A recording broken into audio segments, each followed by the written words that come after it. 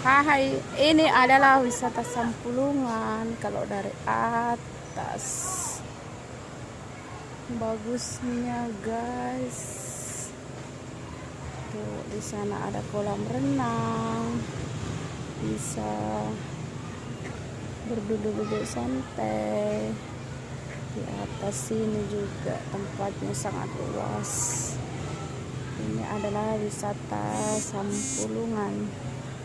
Tuh kalau dari atas guys, tuh bagus, tempatnya luas, banyak untuk tempat duduk-duduk bersantai sama keluarga. Ada juga permainan anak-anak tuh guys.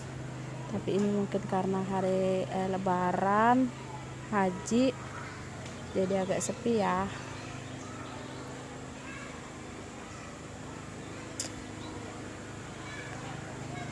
Tempatnya bagus sekali. Ada, kita bisa lewat di sana. Tuh tempatnya sangat luas.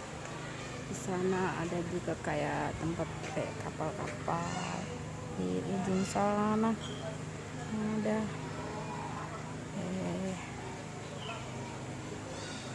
pantai, di sana pantai.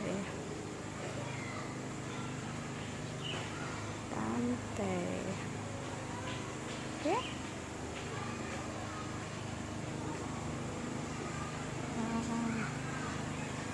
Lala, bagusnya. Ya.